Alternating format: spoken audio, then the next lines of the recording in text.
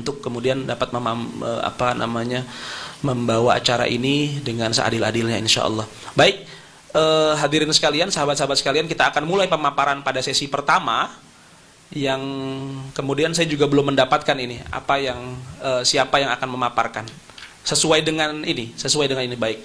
Untuk yang pertama berarti kita akan mendengarkan pemaparan dari saudara Ahmad bin Muhammad Al-Attas.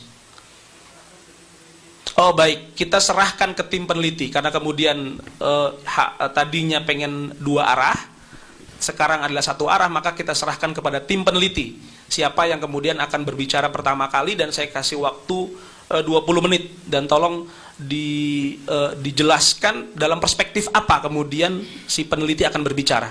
Begitu. Baik, terima kasih. Kita persilahkan kepada tim peneliti yang sudah saya sebutkan. Silahkan. Baik, Assalamualaikum warahmatullahi wabarakatuh. Alhamdulillahi rabbil alamin wa bihi nasta'in ala umuri dunya waddin. Allahumma fasalli wa sallim wa barik wa karrim wa majjid wa azim ala sayyidina wa habibina wa syafi'ina wa nuri qulubina Muhammad al-fatihi lima ughliqa wal khatimi lima sabaq nasiril haqqi bil haqq wal hadi ila siratil mustaqim wa ala alihi wa sahbihi haqqa qadrihi wa miqdarihi al-azim ya fattahu ya alim, amma ba'd. Yang kami hormati dan kita muliakan segenap panitia penyelenggara diskusi membedah pemikiran Imaduddin dalam pembatalan nasab Ba'alawi sesuai dengan tema yang tertera pada pagi hari ini. Begitu pula tuan rumah, segenap pengurus daripada Ar-Rabitatul Alawiyah, juga saudara moderator yang kami muliakan. Mudah-mudahan perkumpulan kita menjadi penyebab turunnya rahmah dan barakah. Ini karena harusnya dua arah, tapi pihak Haji Imaduddin tidak kunjung datang, maka diserahkan kepada kami tim peneliti untuk memberikan pemaparan. Nah, nanti insya Allah yang pertama sedikit sebagai prolog akan disampaikan oleh saudara Gus Rumel Abbas, yang nama aslinya Ahmad Romli, ya Gus. Jadi antara Abdullah dan Ubaidillah ini, Romli dan Rumel. Saya sendiri baru tahu nama beliau Ahmad Romli ini ketika melihat dokumen-dokumen resminya. Baru tahu kalau namanya Romli. Nama beliau Romli aslinya Gus Rumel, hafizahullah taala. Nanti sedikit akan memberikan prolog tentang, karena digembor-gemborkannya kan ini tesis, apakah layak disebut tesis atau tidak, itu prolog kami. Baru setelah itu kami akan masuk ke substansi daripada masalah. Tapi sebelumnya kami ingin memperkenalkan dulu saya sendiri. Kami dari tim pengawal Persatuan Umat, nama timnya tim pengawal Persatuan Umat. Ini tim terbentuk sebagai inisiatif dari kawan-kawan yang memang sebetulnya ada titik temu pemikiran kontra terhadap apa-apa yang disampaikan oleh Haji Imaduddin Utsman. Secara alamiah terbentuk sehingga akhirnya jadi satu komunitas yang sifatnya independen, bukan di bawah daripada Ar-Rabitatul Alawiyah. Hanya saja ketika banyak hal-hal yang menjadi pandangan kami sesuai dengan posisi daripada Rabitatul Alawiyah dan kontra terhadap Haji Imaduddin Utsman, maka kami duduk di sini untuk menjadi pembanding. Kalau tadi dikatakan beliau penggugat, di sini justru sebaliknya kami yang pengen ngegugat. Karena kan katanya ini tesis, dalam tanda kutip yang disebut tesis, pembatalan nasab Ba'alawi. Kami pengen menggugat, kami lihat banyak sekali kejanggalan-kejanggalan dari berbagai perspektif yang dilakukan oleh saudara Haji Imaduddin Utsman dalam pemikirannya, dalam penelitiannya. Ini yang akan insya Allah kami, kalau bahasa Betawinya, preteli satu persatu. Akan kami ungkap satu persatu insya Allah. Berharapnya sebetulnya ada langsung supaya bisa terjadi diskusi, dialog dua arah, saling menjawab, saling menyanggah, saling memberikan argumen, ad-dalil bid-dalil, al-hujjah bil-hujjah. Tapi ala kulli hal, insyaallah kullu syai' fi salih. Maka saya nggak mau berpanjang lebar, saya kenalkan satu persatu. Saya sendiri Al-Faqir Muhammad Hanif bin Abdurrahman Al-Attas. Kemudian hadir di sini ada Gus Wafi, Ustadz Muhammad Wafi, Muhammad Abdul Wafi, Muhammad Fuad Abdul Wafi. Beliau alumni Sidogiri.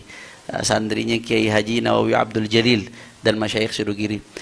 Juga di sini ada yang udah nggak asing lagi, ada Gus Rumel Abbas. Saya kira layak fa'alan nas gamar, al-mu'arraf la yu'arraf. Al-mu'arraf la yu'arraf, nggak perlu saya kenalkan lagi. Juga di sini bersama kami ada Al-Ustadz Maimun Nafis. Ustadz Maimun Nafis ini santrinya Mbah Maimun Zubair, santrinya Gus Najih bin Maimun Zubair. Beliau alumni dan juga guru di Sarang saat ini di Al-Anwar.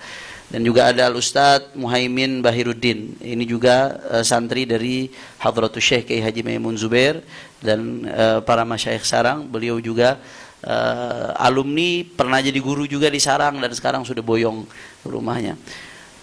Bersama kita juga di sini ada Sayyid Muhammad As-Segaf atau yang dikenal Habib Muhammad Aventador. Saya nyari-nyari apa ini Aventador, ternyata mobil Habib Aventador itu, Ferrari Aventador. Di sini juga ada Dr. Idrus Al-Masyhur. Beliau cukup lama menggeluti penelitian di bidang nasab dan lain sebagainya, dan beliau seorang akademisi. Juga ada Dr. Zen Hafi. Beliau salah satu pakar DNA. Nah, saya kira kita mintakan kepada Gus Rumel untuk memberikan prolog terhadap diskusi ini, insyaallah. Fadhal Gus. Cek. Ibtigha'an li mardatillah wa rahmatihil Fatihah.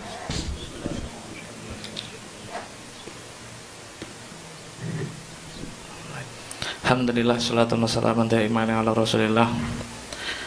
Allahumma ja'alna mimman yastami'una al-qawla fayattabi'una ahsanah. Selamat pagi orang-orang yang dibatalkan nasabnya, tapi sekali penggugat diundang di rumahnya dianggap pengecut dan gak ilmiah. Padahal seharusnya yang datang di sini itu kan orang yang sejak dulu 2 tahun terakhir bicara tentang tesis, tapi saya belum pernah sekalipun melihat apa yang diucapkan sebagai tesis diuji dalam sidang yang lebih akademik gitu. Perkenalkan, saya Ramli, seperti yang disampaikan oleh Habib Hanif, akhirnya terbongkar nama, dan saya adalah contoh yang paling tepat untuk melogikakan secara historis nama Abdullah dan juga Ubaidillah. Bukanlah suatu yang kontroversial, bukanlah suatu yang jika tidak ada bukti historisnya, apakah dia adalah sosok yang fiktif gitu. Belum pernah saya lihat, saya adalah orang yang selama 1 tahun terakhir ya, genap 1 tahun terakhir itu mewawancari beberapa pakar, beberapa intelektual, baik ada di Indonesia maupun di tempat yang lain, dan belum pernah saya sekalipun mendengar ketika saya sodori tesisnya Kiai Haji Madudin, kecuali para pakar itu mengatakan ini penelitian orang bodoh yang belum pernah tahu bagaimana cara ilmu nasab bekerja. Saya sengaja mengawali presentasi ini dengan kalimat seperti itu karena diakui atau tidak banyak orang yang berusaha menepis dan meng-exaggerate apa nyebutnya itu, terlalu melebih-lebihkan, meng-overrated itu penelitian yang seharusnya bisa disebut cuma clipping dan makalah, tapi naik derajatnya menjadi tesis yang sangat akademik. Bahkan untuk menggugatnya pun harus seorang doktor, kredensinya jelas, kuliah di mana, namanya pun jelas gitu. Terlalu berbelit-belit dan terlalu birokratis. Sementara kita selama 2 tahun melihat bagaimana beliau berkeliling dengan teman-temannya tanpa birokrasi, tanpa tedeng aling-aling. Tidak pernah saya melihat di dalam sidang akademik dan juga penontonnya pun segmented, semuanya tendensius. Tapi ya sayangnya beliau tidak hadir di sini untuk melihat apakah beliau serius tentang keseriusannya dengan ilmu pengetahuan, apakah beliau berani untuk bicara secara adil di depan orang yang berilmu. Ada Habib Hanif, ada yang sering disebut berkali-kali oleh Mas Sugeng yaitu Aventador, namanya Muhammad As-Segaf, Mas Sugeng. Tapi di belakang semua ini adalah orang-orang yang sangat mencintai ilmu, dan kita tidak ingin ada tendensi macam-macam dalam penelitian ini. Saya berusaha, ini jadi klimaks dari cekcok 2 tahun terakhir karena melelahkan, terlalu banyak framing, terlalu banyak insinuasi, terlalu banyak terlalu fasis gitu. Melihat yang dilebih-lebihkan sebagai tesis itu ternyata nggak lebih dari sekadar clipping dan juga makalah. Akhirnya ada temennya yang berusaha untuk menutupi titel yang cukup tinggi yang seharusnya tidak layak diberikan kepadanya, yang akhirnya ngomong kalau ilmu nasab itu kan ilmu bangkai gitu. Wah, ilmu nasab adalah ilmu yang nyebutnya ilmu fosil. Jika memang ini saintifik, di kampus modern mana ada studinya, ada mata kuliahnya. Justru itulah masalahnya. Jika Anda semua membaca 5 kitab yang disusun oleh Kiai Imad, 80%-nya itu pakai kaidah nasab. Semuanya adalah catatan genealogi dari ulama ahli nasab. 80% tentang catatan historiografi atau catatan genealogi dari kitab-kitab nasab. 10%-nya dia memakai sentuhan dikit-dikit tentang studi kritik historis. 5%-nya lagi improvisasi tentang YDNA. Sisanya lagi 5%-nya tentang framing, nggak ada yang lain gitu. 80%-nya dia tidak memakai apapun kecuali kitab nasab. Sementara temannya sendiri ngomong kitab nasab atau ilmu nasab itu kita bangkai. Lalu kita mau bicara tentang apa? Musalamatnya seperti apa? Musalamat, saya sebut musalamat itu karena titik pokok atau mahalun niza. Kita harus bertemu dalam perdebatan dengan sudut pandang yang kita sepakati terlebih dahulu. Ilmu nasab secara genealogi bisa dilihat atau kita uji dengan berapa macam tools. Jika itu ilmu nasab, maka harus menaati kaidah ilmu nasab. Jika itu kaidah historis, maka harus menaati kaidah historis. Terus jika memang ini bicara tools biologi atau tools genealogi, karena ini kan fenomena biologi ya, nasab atau fulan bin fulan itu kan fenomena biologis, maka harus memakai tools biologis yang memang teruji dari pakar. Gitu. Saya belum pernah mendapati, ya seperti tadi ya, belum pernah ada pakar yang saya lihat ketika saya sodori, ini ada orang yang batal-batalin nasab Alawi nih gitu. Kaget itu seperti mengira kalau Mbah Hashim itu mengharamkan rokok gitu untuk Nahdlatul Ulama maksudnya, atau ada Basul Masail di NU yang mengharamkan rokok gitu. Suatu hal yang kayaknya itu nggak mungkin. Ketika dia mengklaim, atau teman kita senior kita yaitu Bang Haji Rumah Irama mengklaim kalau sampai hakul yakin, apaan sih sampai hakul yakin, semalam ternyata beliau memberikan semacam argumentasi. Dia sampai hakul yakin itu karena tiga macam telaah sejarah, telaah filologi, terus telaah YDNA. Oke kawan-kawan, saya akan berusaha mengawali presentasi ini dari sudut pandang sebuah sejarawan. Ilmu sejarah itu tidak 100% bicara tentang kebenaran dokumen. Kita bicara tentang bukti historisnya. Bukti ada banyak, termasuk oral history atau mulut ke mulut, riwayat ke riwayat. Itulah kenapa semua kajian historis itu tidak sepicik para penggugat Ba'alawi yang mendudukkan kebenaran historis hanya berdasarkan kebenaran dokumen. Kitabnya mana, manuskripnya mana. Jika itu yang kita pakai, maka Imam Bukhari, Sahih Muslim, dan juga Sahih yang lain kita pelangi, yang jaraknya itu 150 tahun atau mungkin 2 abad lebih dari baginda Nabi, akan kita batalkan. Ilmu sejarah tidak sepicik itu. Jika itu yang kita pakai, maka kita akan berpikir secara bengkok. Semua cerita di masa lalu akan tidak berguna dan tidak ada artinya. Nah, itulah yang disebut dengan kritik histori, dan begitulah cara kerja seorang sejarawan. Nah, hingga akhirnya saya mendapati banyak orang yang selalu mengajukan pertanyaan-pertanyaan tesis. Satu-satunya yang ilmiah dari kritiknya Kiai Imad tentang nasab genealogi Ba'alawi adalah di mana sumber atau bukti material dari Syuhra Istifadah. Menurut dia terputus 550 tahun terhitung dari Imam Baidillah hingga 895 dari penulis Al-Barqah Al-Musyiqah, Sayyid Ali bin Abi Bakar As-Sakran. Nah, hitungan itu pun sudah pernah saya jawab ketika menghadirkan satu naskah tunggal yang berjudul Jurus Syafaf yang ditulis tahun 820, sudah menulis nama Ubaidillah. Kitab itu ditulis ketika Sayyid Ali bin Abi Bakar As-Sakran baru berumur 2 tahun. Itu tidak pernah dijawab secara metodologis, secara filologis. Yang selalu bicara filologis pun mengatakan bahwa Wazir itu sadah, keturunan dari Sayyid Hasan bin Ali. Orang-orang seperti ini mau bicara tentang filologi. Orang-orang seperti ini dipercaya sebagai pakar filolog. Orang seperti ini dipercaya sebagai pakar sejarah. Dan telaahnya yang maktang. Bang Roma katanya pakai manuskrip. Manuskrip apa coba? Satu kali pun saya belum pernah lihat para penggugat itu memakai studi filologi dan berdasarkan manuskrip. Sekadar contoh, nanti untuk detail akan saya tunjukkan ke dalam presentasi. Ini cuma prolog, nanti teman-teman melanjutkan tentang telaahnya tentang Jurus Syafaf yang tidak dia terima, ya karena Abdullah sudah disebutkan sebelum Said Ali, orang yang digugat itu. Belum pernah saya lihat sekalipun dia meminta maaf karena menuduh Said Ali, penulis kitab itu, sebagai pencangkok nasab.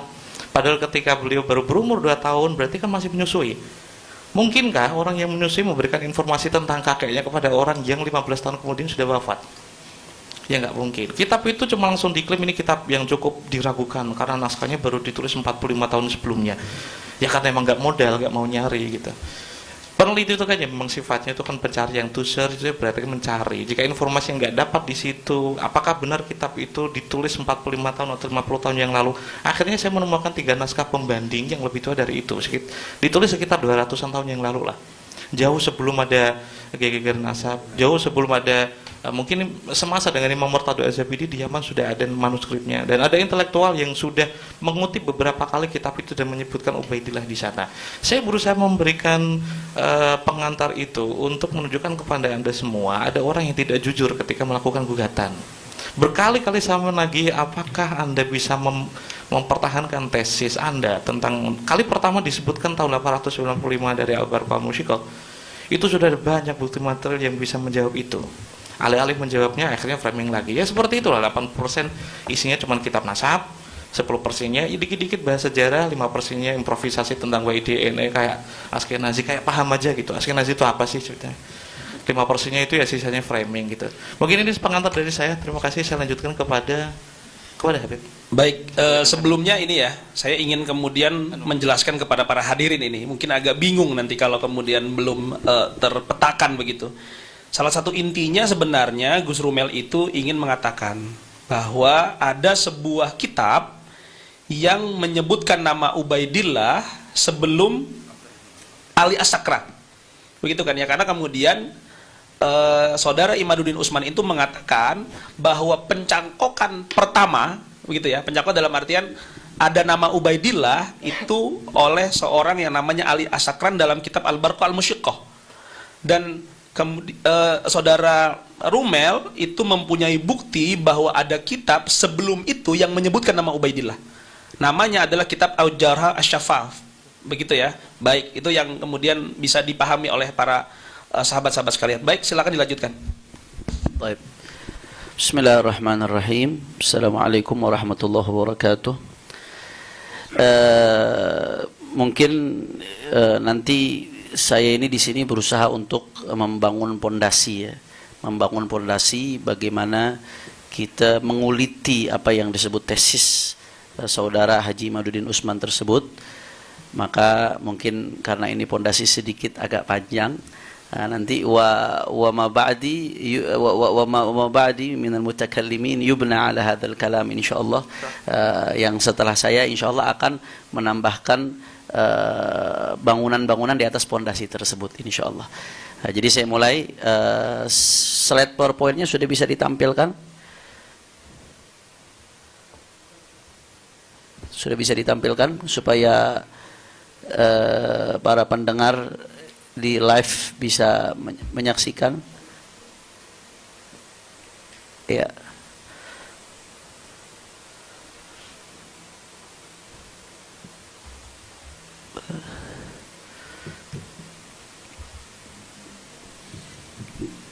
Kalau bisa ditampilkan.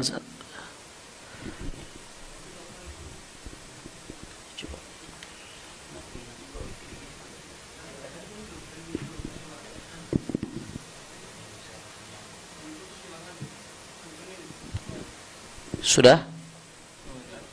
Sudah masuk. Baik. Jadi ini membedah pemikiran Imaduddin dalam pembatalan nasab Ba'alawi. Ya. Saya mulai dari sini. Ada ijma ulama yang disebutkan oleh diantaranya Al-Allamah Amin bin Fadlullah Al-Muhibbi Ad-Dimashqi dalam kitabnya Khulasatul Athar menyebutkan bahwasanya Alawi huwa ibnu Ubaidillah bin Ahmad bin Isa fa innahu jadduhumul akbar al-jami' li nasabihim wa nasabuhum mujmi'un alaihi ahlut tahqiq. Menurut keterangan dari Al-Muhibbi, ini nasabnya Alwi bin Ubaidillah atau yang disebut nanti keturunannya Ba'alawi, nasab mereka itu diijma' keabsahannya oleh ahlut tahqiq, para ulama. Ini keterangan dari Al-Muhibbi, seorang muarrikh. Juga San'ani, pengarang Subulus Salam Syarah Bulughul Maram yang sangat dikenal di dunia pesantren Indonesia, itu mengatakan bahwasanya yang namanya Sa'ad Ba'alawi itu Ahlul Bait bila raibin aqlan wa syar'an wa urfan, atau syar'an wa aqlan wa urfan. Ini dalam kitabnya Al-Masail Al-Mardiyah fi Ittifaq Ahli Sunnah wa Zaidiyah. Kalau nyarinya di Google mungkin enggak ketemu. Tahu ketemu apa enggak, wallahu alam. Karena ini makhtut di Universitas Sana'a. Nah, Jadi kata As-San'ani, pengarang Subulus Salam ini, Sada Ba'alawi ini ahlul bait tanpa keraguan sedikit pun. Syara'an, baik secara syariat, aqlan atau secara logika, urfan atau secara uruf. Tanpa keraguan sedikit pun. Nggak sampai di situ, An-Nabhani. Nah, ini yang sampai diejek-ejek oleh sebagian orang yang nggak tahu kadar beliau siapa An-Nabhani. Itu sampai mengatakan inna sadatana ala bi'alawi qad ajma'atul ummah al-muhammadiyah fi sa'ir al-asar wal abtar ala annahum min as-sahih ahli bait min as-sahih ahli bait nubuwwati nasaban. Dalam kitab Riyadhul Jannah fil adhkar fi adhkar al-kitab was sunnah. An-Nabhani mengatakan demikian, termasuk ahlul bait yang paling absah nasabnya menurut ijma adalah Sa'ad al-Bi'alawi. Dan ini sedikit yang saya kutip. Di luar itu ada catatan internal. Di luar itu ada catatan para nasabah yang begitu banyak yang nggak mungkin saya kutip satu persatu di sini. Bahkan ada seorang peneliti dari Oman, Sayyid Ahmad bin Awad bin Alwi al-Ibrahim Ba'alawi, itu sampai nulis kitab judulnya Idharul Haqiqah li Mudda'i Kashfil Fadhiha al-Ilmiyah. Di dalam membantah Haji Imad, itu beliau memuat nggak kurang dari 180 referensi non Ba'alawi. 180 referensi dari non Ba'alawi yang menyatakan keabsahan nasab Ba'alawi atau menyatakan keabsahan status mereka sebagai Husaini atau menyatakan keabsahan status Sada Ba'alawi sebagai Sada atau Ashraf. Itu nggak kurang dari 180, bahkan di sini yang saya muat 150 lebih. Saya ingat saya itu nggak kurang dari 180. Nah, ini luar biasa. Jumlahnya nggak kehitung. Itu ya baru yang tertulis dari non Ba'alawi. Belum yang tidak tertulis. Belum yang nggak kejangkau. Mana da'il hasar. Kami nggak mengatakan kami udah mencakup semuanya di sini.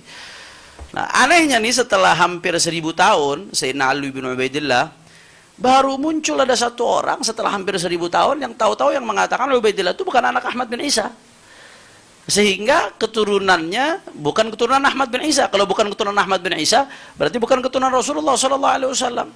Dan menariknya dia mengatakan dengan sangat yakin Ba'alawi mustahil tersambung Rasulullah SAW. Mustahil kata dia. Nah, ini kalau mustahil berarti dia pasti benar.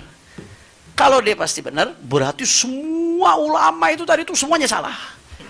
Ini yang bikin saya tergelitik untuk meneliti apa iya ulama-ulama besar sebanyak itu salah. Apa iya sekelas Ibnu Hajar Al-Haytami, Al-Hafidh As-Sakhawi, Asy-Syarqawi, Sayyid Bakri Syata, Al-Hafidh Murtada Az-Zabidi, An-Nabhani, Syekh Nawawi Al-Bantani, kemudian Buya Hamka, dan banyak sekali.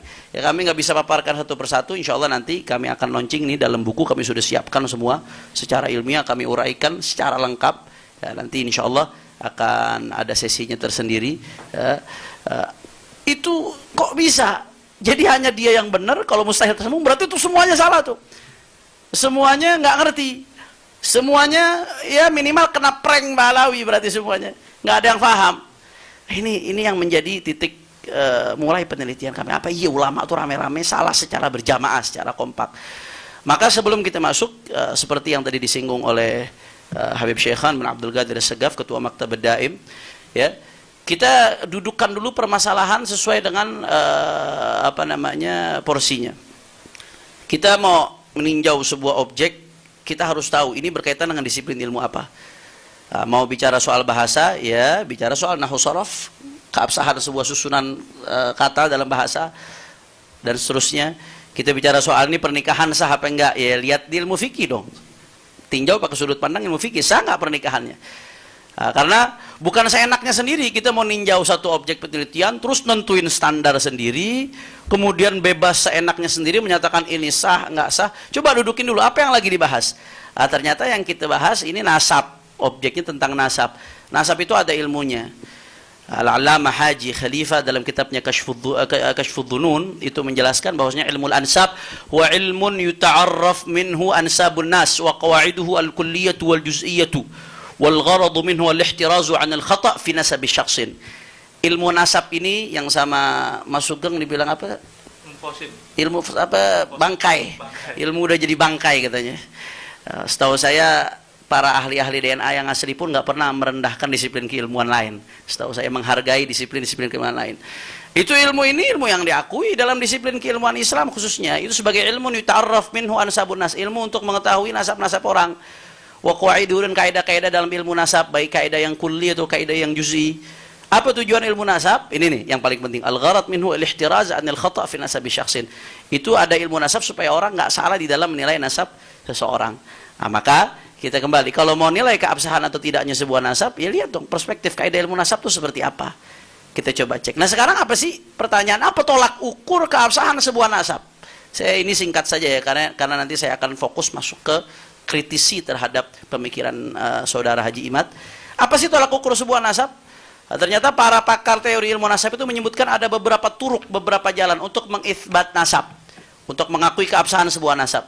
Ya, di antaranya ini yang saya sebutkan mungkin yang berkaitan dengan nasab jauh. Nah, karena kalau saya rinci satu-satu, sebagian turuk itu yang berkaitan dengan nasab dekat. Yang berkaitan dengan nasab jauh, satu tercantum dalam kitab nasab yang ditulis oleh ulama ahli nasab atau nasabah yang terpercaya atau thiqah. Turuk ya, berarti jalan. Salah satu aja terpenuhi udah cukup. Yang kedua, tersebar luasnya serta terkenalnya nasab tersebut atau yang dikenal dengan syuhra istifadah. Sekiranya nggak mungkin yang menyebarkan itu sepakat dusta. Nah, ini termasuk jalan yang mujma' alaih, ijma' madzhab Islamiyah, ijma' bahwasanya syuhra istifadah, terkenalnya sebuah nasab, populernya sebuah nasab tanpa ada yang membantah satupun dari masa ke masa itu, ya, itu adalah termasuk salah satu cara menetapkan keabsahan sebuah nasab. Nah, ini ibarat-ibarat ini saya nggak perlu baca satu persatu ya, terlalu panjang kalau saya baca. Ya, di antaranya ini nih, singkat saja. Waqad wada'a a'immatun nasab kama fi ad-durar as-saniyah wal isyraf wa syakl al-badi' wal mudhish al-mutrib wa asyara ilayhi nudhar al-ansab kaman madha wal qassar wal najfi wa ibn tabtaba ila an qal taq'idan wa istiqa'an min asy-syari'ah turuqan fi itsbat nasab. Ada cara-cara yang memang diambil dari syariat untuk mengitsbat nasab. Apa saja? Satu, syahadat a'immat nasab al-mu'tabarin ala sihhatin nasab. Kesaksian para ulama-ulama nasab yang otoritatif, yang mu'tabar tentang keabsahan sebuah nasab. Kemudian as-sama' al-fashi wa huwa istifadatu dzikri 'inda al-'am wal khassa, tersebarnya sebuah nasab dan seterusnya dan seterusnya. Ini turuk, ya, cara-cara di dalam mengitsbat nasab. Satu saja terpenuhi, ya kayak kita mau ke Bogor, bisa lewat jalan tol, bisa lewat Depok, bisa lewat Bekasi, muter ke Cibarusah. Ada banyak jalan. Satu aja kita tempuh tuh sampai ke Bogor, berarti itu namanya turuk. Nah, nanti akan kita bahas. Ada turuk, ada syurut. Turuk itu beda dengan syurut. Ya. Nah, ini jadi secara garis besar ulama nasab itu setidaknya kalau yang berkaitan dengan nasab jarak jauh ada dua. Satu, diakui oleh ulama nasab atau ada bahasa lain khattun nasabah, dicantumkan dalam kitab nasab ulama-ulama nasab yang mu'tabar, yang otoritatif. Yang kedua, syuhra istifadah, keterkenalan sebuah nasab. Itu merupakan cara tolak ukur mengakui keabsahan sebuah nasab, khususnya yang jarak jauh, yang sudah ratusan bahkan sampai ribuan tahun. Nah, pertanyaannya sekarang, nasab Balawi apakah memenuhi standar tersebut? Ini simpel sekali, simpel sekali. Apakah nasab Balawi memenuhi standar tersebut? Nasab Balawi dicantumin nggak sama para nasabah? Diakuin nggak? Kemudian ketersambungan nasab Balawi itu udah masuk syuhra istifadah nggak sebagai Husaini, sebagai keturunan Sayyidina Husain bin Ali bin Abi Thalib? Sederhana saja standarnya itu, kalau menurut perspektif ilmu nasab. Nah, ternyata faktanya, sebagaimana kami uraikan di buku ini panjang lebar, itu keabsahan nasab Balawi diakui oleh para nasabah yang mu'tabarin. Di antaranya Muhammad Kadzim bin Abil Futu al-Yamani al-Musawi, di situ Abdullah sebagai anak Ahmad bin Isa. Begitu juga Muhammad bin Husain as-Samarqandi, Sayyid Dhamin bin Syadqum, kemudian nasabah Abu Alamah, kemudian Al-Hafidh Murtadha Az-Zabidi sampai nulis kitab Ar-Raudhul Jali, kemudian juga sampai menulis catatannya terhadap Al-Musyajjarul Kasyaf. Begitu juga Syekh Syaraf Al-Ubaidiri, walaupun bukan sumber primer kita temukan tapi melalui sumber sekunder. Ada yang mengutip dari Murtadha Az-Zabidi. Sumber sekunder itu kan juga dipertimbangkan di dalam ilmu sejarah, ilmu riwayat, ilmu nasab dan seterusnya. Nah, intinya ini sebagian saja yang saya masukkan. Intinya para nasabah di kitab-kitab nasab mereka yang mu'tabar mengakui nasab Sa'adah Alabi Alawi. Nah, kemudian yang kedua, bukan hanya di kitab nasab, ternyata data yang ada di kitab nasab ini ditunjang oleh data dari selain kitab-kitab nasab. Itsbatnya pakai kitab nasab. Tapi kalau kita mau cari jejaknya, data itu ditunjang dari kitab-kitab sejarah, kitab asanid, kitab sabat, ya banyak sekali. Lagi-lagi nanti silahkan, ini insya Allah akan kami buka kitab ini secara publik, siapapun nanti akan bisa mendownload pada waktunya. Itu akan kami uraikan panjang lebar siapa saja para sejarawan, kemudian para ulama syariah, ulama-ulama besar sekelas Ibnu Hajar Al-Haytami, Al-Janadi, Al-Ahdal, Al-Syarji Az-Zabidi, kemudian Ibnu Imad Al-Hambali, Al-Khazraji, As-Sakhawi, Bamakhram Al-Hadrami, kemudian juga Al-Khatib Jauharus Syafaf, dan masih banyak sekali. Ini yang tertulis bagian, belum lagi yang tidak tertulis. Nah, kami di sini sekurang-kurangnya memuat nggak kurang dari 140 mungkin referensi yang mengakui Sada Alabi Alawi sebagai Ahlul Bait, keabsahan nasabnya atau status mereka sebagai Husaini atau sebagai Ashraf atau sebagai Sada. Nggak kurang dari 140 kurang lebih di buku tersebut, insya Allah. Nah, kemudian juga belum lagi ulama Nusantara, Syekh Nawawi Al-Bantani, Hadratus Syekh Hashim Asy'ari, Syekh Abdul Hamid Qudus, Ki Soleh Darat, Syekh Mahfud Turmusi, Syekh Mukhtar bin Atarid Al-Jawi Al-Bogori, Profesor Dr. Abdul Malik Karim Amrullah Tubuhi Hamka, Al-Allamah Ki Haji Abdullah bin Nuh, begitu juga Musidud Dunia Syekh Yasin Fadil, dan masih banyak lagi baik kitabatan atau nutqan. Juga syuhra istifadah. Thariqah yang kedua untuk menetapkan keabsahan nasab syuhra istifadah. Apakah nasab Alawi diakui secara syuhra istifadah? Ya, jelas. Nanti akan diuraikan secara pandang lebar oleh Al-Ustadz Muhaimin Bahiruddin dari Sarang, beliau alumni Sarang. Kemudian juga di sini dikatakan wa kutubut tarikh tafihatun bil alaf min tarajimil a'lam jazimatun anna fulan ibn fulan qurasyiyun hasaniyun husainiyun syaibiyun ila akhirih wa lam yadhkuru li haula awamid an-nasab walam yashtarituha wa ma dzaka illa li syuhratihim bitilkal ansab wastifatuha. Ya, banyaknya kitab ulama yang secara serentak nyebutin Mbak Alawi Husaini, mereka Sada, Ashraf, dan seterusnya. Banyaknya kitab-kitab ulama yang menyebut mereka sebagai Husaini saja walaupun nggak nyebutin amudun nasab. Itu nggak lain dan nggak bukan menjadi indikator keabsahan syuhra istifadah di mata para ulama-ulama tersebut. Nah, nanti akan kita bahas secara gamblang insya Allah. Nah, kesimpulannya kalau kita mau pakai tolak ukur ilmu nasab dengan dua turuk tadi, nasab Sada Alawi hukumnya sah. Makanya Sayyid Mahdi Rajai dalam takrir beliau sebagai seorang pakar, sebagai seorang ahli yang hidupnya didedikasikan untuk meneliti nasab, bukan dadakan ya, bukan meneliti nasab dadakan, hidupnya didedikasikan untuk meneliti nasab, tahqiqan wa kitabatan. Itu dengan tegas mengatakan ya bahwasanya Sada Alawi min khilal ibnihi Abdullah al-ma'ruf bismi Ubaidillah wa laqad ishtaharat sihhatu nasab Sada bin Alawi min haythu al-fiqh wa ilm al-ansab wal haqa'iq at-tarikhiyah al-mukhtalifah wa taqarir ulama nasab mundu qurun. Yang namanya Mahdi Rajai ini An-Nasaba mengatakan nasab Alawi sah dan keabsahan itu populer dari segi ilmu fiqih, dari segi ilmu nasab, dari segi fakta sejarah, dan dari segi takrir keterangan-keterangan dari ulama nasab mundu qurun semenjak berabad-abad, tanpa keraguan sedikit pun beliau mengatakan ini. Nah, sekarang berarti dari sini kita udah bisa paham ternyata ulama-ulama yang banyak itu nggak salah, mereka udah benar. Secara perspektif ilmu nasab, ulama-ulama tadi itu udah benar. Nah, kalau ulama udah benar kemudian ada yang mengatakan nasab Alawi mustahil tersambung, berarti yang ngomong mustahil tersambung itu yang bermasalah, bukan ulama yang rame-rame yang salah. Dari mana bermasalah ini, Saudara Haji Imad? Kami setidak-tidaknya mengidentifikasi. Setelah kami teliti bersama-sama, kami duduk bersama-sama, kenapa kok orang ini bisa nabrak semua ulama? Kenapa bisa nganggap semua ulama ini salah? Padahal faktanya kalau ditimbang pakai tolak ukur ilmu nasab, dia yang salah. Apa? Setidak-tidaknya kami lihat ada 9 penyimpangan, Saudara Haji Maduddin Usman. Poin besarnya, nanti masing-masing poin ini akan ada perinciannya satu persatu. Yang pertama, dia mengkaji ilmu nasab dengan mengabaikan dan menabrak tatanan ilmu nasab. Nah, kemudian yang kedua, menentang, mengabaikan, bahkan merendahkan pengakuan para ulama mu'tabarin terhadap keabsahan nasab Alawi. Yang ketiga, kesesatan logika. Yang empat, memfitnah para ulama. Yang kelima, khianat ilmiah. Yang keenam, melakukan kebohongan publik. Yang ketujuh, menjiplak pemikiran orientalis dan tokoh-tokoh non-aswaja.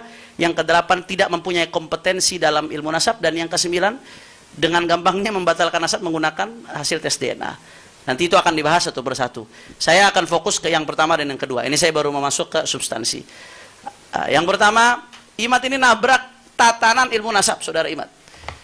Jadi ini ada testimoni. Ini terima kasih banyak Gus Rumel, peneliti beneran yang sampai ke luar negeri mewawancara para pakar. Gus, ketika mewawancara An-Nasabah Ibrahim bin Mansur, yang memang kitabnya banyak dijadikan rujukan oleh Saudara Imad. Kalau kita baca buku-buku Imad, tulisan-tulisan itu banyak merujuk ke nasabah Ibrahim bin Mansur. Apalagi Al-Ifadah, terkait syuhra istifadah itu dia banyak merujuk ke kitab tersebut. Jadi sebelum hasil wawancara ini keluar, ya, Haji Imad itu sering mengutip daripada kitab-kitabnya Ibrahim bin Mansur ini. Walaupun setelah hasil wawancaranya keluar ternyata ngakuin Mbak Alawi, lain lagi itu ceritanya nanti. Ya. Kata beliau, la yubtilu nasab al-ashraf al-Ba'alawi al-Husainiyin illa rajulun jahilun bi usul wa qawaid ilmu nasab. Enggak membatalkan nasab Ba'alawi kecuali orang yang enggak ngerti usul dan kaidah ilmu nasab. Itu salah satu sebab utamanya. Nah, sekarang saya pengen buktikan benar nggak nih omongan beliau. Coba kita lihat. Apa aja kaidah ilmu nasab yang ditabrak oleh Haji Imaduddin Utsman ini. Yang pertama, mewajibkan kitab sezaman. Ini ada artikel, dia menulis kitab sezaman adalah mutlak untuk meneliti kesahihan nasab. Mutlak, berarti nggak boleh nggak. Kalau nggak ada kitab sezaman, di setiap tabaqatun nasab, itu harus ada kitab sezaman, berarti itu kalau mutlak ya. Nah, kalau nggak ada, berarti nanti nggak sah sebuah nasabnya. Kalau bahasa beliau, kitab sezaman atau yang mendekati. Nah, sekarang saya pengen urai dulu. Kita lihat mata rantai dari kesimpulan Imad ini, ada mata rantai yang hilang. Kita perhatikan baik-baik. Pertama, mata rantainya kita urut nih. Imad mensyaratkan kitab sezaman sebagai syarat mutlak. Yang kedua, para habaib dianggap tidak memberikan syarat yang diminta Imad. Mata rantai yang ketiga, karena tidak ada kitab sezaman, Imad haqqul yaqin, pakai qaf. Haqqul yaqin, bahwa nasab Ba'alawi rungkat dan para muhibbin Imad bersorak riang gembira. Ini dari satu ke dua ini ada mata rantai yang harusnya dilompati. Apa yang dilompati? Seharusnya tuh kita sebelum beralih ke yang kedua, nanya dulu dalam ilmu nasab, apakah kitab sezaman merupakan syarat mutlak dan satu-satunya syarat untuk mengkonfirmasi sebuah nasab? Ini dilompati. Jadi langsung, ahlan wa sahlan, nggak ada kitab sezaman, berarti rungkat, berarti batal. Ajib. Pertanyaan yang belum dijawab, kitab sezaman itu syarat atau bukan dalam ilmu nasab? Nah, setelah kami teliti dalam buku-buku kitab-kitab teori ilmu nasab, ya, ternyata nggak ada satupun ulama yang menjadikan adanya kitab sezaman itu sebagai syarat mutlak. Syarat mutlak keabsahan sebuah nasab, nggak ada. Yang ada apa? Tadi khutun nasabah, ada keterangan dari nasabah walaupun nggak sezaman. Kemudian juga syuhra istifadah. Bahkan di sini Sayyid Walid Al-Uraidi. Walid Al-Uraidi ini cucu daripada Ahmad bin Isa, dari jalur Ali bin Ahmad bin Isa. Dan dia ngakuin Ba'alawi. Padahal kalau Ubaidillah itu fiktif, harusnya yang protes dia. Karena kakek saya dicuri ini, dicangkol ini, jadi apa istilahnya? Cangkok. Nah, tapi ini cucunya Ali bin Ahmad bin Isa, saudaranya Ubaidillah bin Ahmad bin Isa, tapi nggak ada masalah karena jelas sekali bagi mereka itu. Walid Al-Uraidi mengatakan ajma'an nasabun fit tahaqquq bi iqrar nasab ma an yatathabbat min umurin minha. Ya, yang namanya nasab itu akan dianggap tetap kalau ada beberapa hal, di antaranya syuhra istifadah, di antaranya an yura khattun nasabatin mawthuqin bihi masyhudin binazahatihi, yang tadi udah kita jelaskan. Nggak ada keterangan wajib harus kitab sezaman, kalau nggak ada sezaman nggak sah. Itu yang dilewati. Nah, konsekuensinya gara-gara syarat kitab sezaman ini, apa yang dilakukan ini fatal sekali. Dan ini nanti akan kita jelaskan apa konsekuensi daripada syarat ini. Gara-gara alasan ini, Imad itu nolak catatan para nasabah yang nggak sezaman. Ditolak mentah-mentah catatan nasabah yang nggak sezaman. Gara-gara syarat ini nih. Padahal syarat catatan nasabah itu menjadi syarat keabsahan sebuah nasab.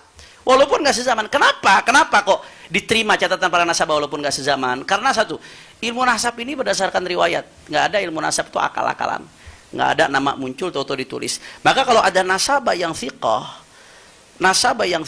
dia nggak akan mengithbat sebuah nasab kecuali setelah proses validasi.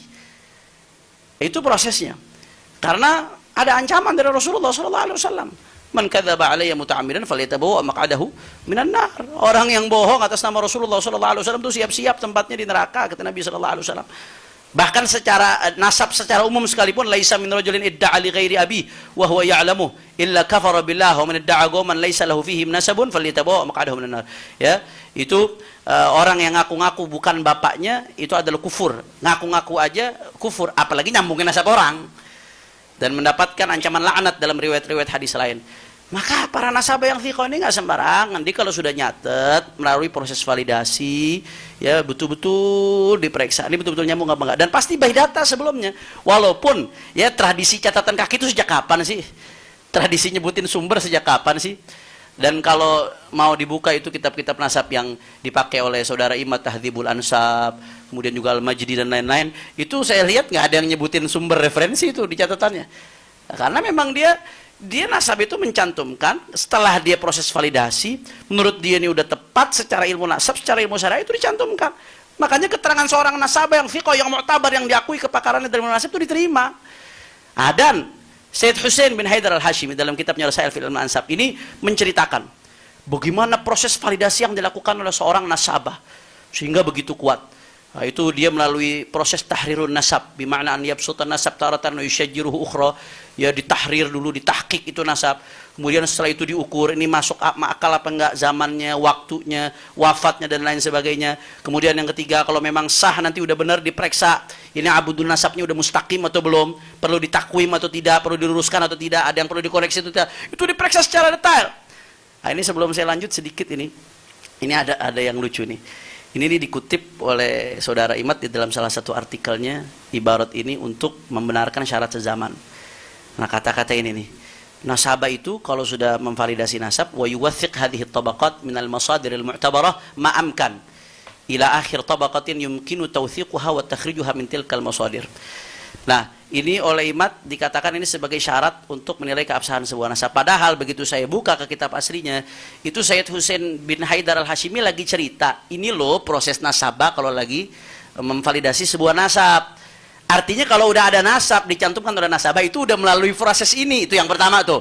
Jadi ini bukan syurut itsbatun nasab, bukan. Syed Hussein bin Haidar al-Hashimi lagi cerita, ini loh proses validasi nasab yang dilakukan oleh para nasabah al-habar yang sekarang kitab-kitabnya itu kita nikmati. Jadi justru ini menguatkan bahwasanya keterangan seorang nasabah itu luar biasa validasinya. Kemudian yang kedua ada yang menarik. Himad ini menerjemahkan wa yuwathiq hadhihi tabaqat minal masadir al-mu'tabarah ma'amkan ila akhir tabaqatin yumkinu tawthiquha wa takhrijuha min tilkal masadir. Wa yuwathiq diartikan dan nasabah itu harus menguji. Yuwathiq itu diartikan menguji. Saya ingat betul itu di websitenya. Jangan sampai direvisi nanti Gus tulisan di websitenya itu. Menguji setiap tingkatan nasab ini dengan sumber-sumber sebisa mungkin sampai tingkatan akhir yang bisa dilakukan. Nah, ini dijadikan alasan dalil harus ada kitab sezaman. Padahal di sini sedang satu yuwathiq itu artinya bukan menguji. Yuwathiq itu artinya menguatkan dengan dokumen, dengan data. Dan itu pun di sini bukan syarat mutlak, ma'amkan sebisanya. Kalau bisa ya bagus. Kalau nggak bisa terus nggak semerta-merta nasab itu dianggap batal. Kalau ada kitab sezaman ya bagus, luar biasa. Tapi kalau enggak, ya nggak semerta-merta kitab itu dianggap, nasab itu dianggap batal. Jadi itu. Jadi kenapa? Yang ingin saya bahas di sini, kalau tadi Habib Syekhan mengatakan nasabah itu keterangannya diterima, yang pengen saya bahas kenapa nasabah itu keterangannya diterima walaupun nggak sezaman. Karena memang setelah melalui proses validasi yang begitu kuat, kemudian ada ancaman dari Nabi, bohong atas nama Nabi, neraka, menisbatkan kebukan bapaknya neraka. Bahkan Ibnu Hajar juga memberikan postulat bagaimana seorang itu ulama harus punya ghirah. Jangan sampai ada orang yang intisab ke Rasulullah Shallallahu Alaihi Wasallam, ya, bighairi yang padahal dia nggak berhak, nggak nyambung nasabnya, tapi dia pura-pura nyambung. Itu jadi ghirahnya para ulama betul dalam menjaga kemudian nasab Rasulullah SAW. Sehingga seorang nasabah itu keterangannya walaupun nggak sezaman, sudah barang tentu dia wajib untuk mengambil data dari yang sebelum-sebelumnya, sehingga apa yang dia cantumkan itu harus sudah terverifikasi menurut standar ilmu nasab dan ilmu syariat. Nah, dan ini pola yang dilakukan dalam ilmu nasab sejak awal. Ini dalam kitab Usul wa Qawaid fi Kashfi Mudda'i Syaraf wa fi Kashfi Mudda'i Syaraf karya Ibrahim bin Mansur juga. Di sini dikatakan walaisatir riwayah fadlan an wathiqatin nasab syai'an muhdatsan la aslahu fi ilmi nasab bal nasab qama 'ala riwayah faha kutubun nasab al-mutaqaddimah ka kitab nasab Quraisy limu'rij bin Amr ibn al-Harith as-Sadusi. Nah, ini tahqiq alam mesti ditahqiq, mesti dipastikan. Wa jamharatun nasab ibn al-Kalabi Hisham bin Muhammad ibn Sa'ib tahun 204, yang tadi tahun 195. Wa ghairi hamdal kutub kullu hagamat al-riwayah. Kitab-kitab nasab yang paling awal sekalipun nasab Quraisy, kemudian jamharat nasab itu baru ada tahun 195 wafatnya mualifnya. Dan tahun 204. Artinya apa? Nasab yang diceritakan nasab orang-orang yang ratusan tahun sebelumnya. Tapi kenapa diterima? Karena mereka memang melakukan periwayatan dari lisan ke lisan yang mereka cantumkan sudah sesuai standar daripada ilmu syariat, maka mereka cantumkan.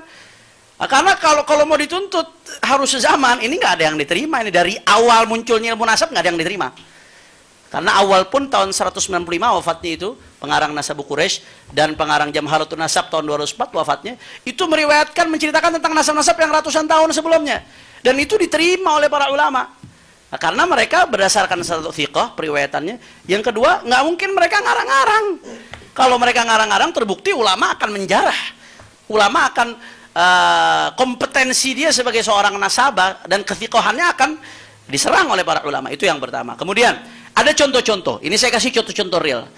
Bagaimana para ulama itu selama nasab itu syuhra wal istifadah, terkenal, ulama-ulama itu akan menerima nasab tersebut. Walaupun nanti ada nama-nama yang kalau ditarik ke atas nggak akan ketemu di kitab nasab manapun, di kitab tarajim manapun.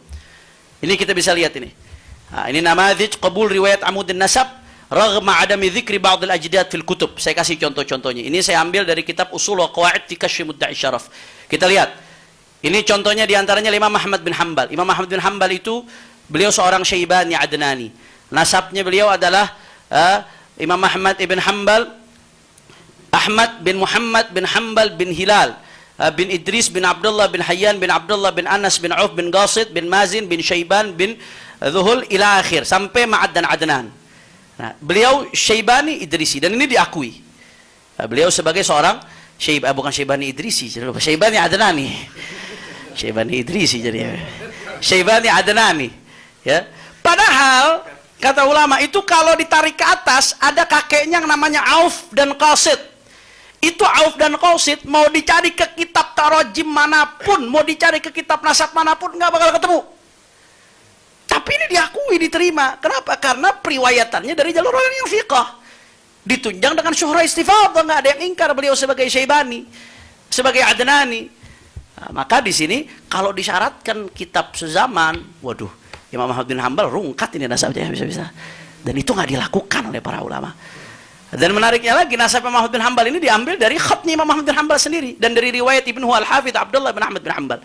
Tapi karena thiqah perawinya dan memang punya standar keilmuan, punya kompetensi, punya seorang yang mu'tabar, diakui, diterima, nggak ada masalah. Walaupun ada nama-nama yang nggak disebut.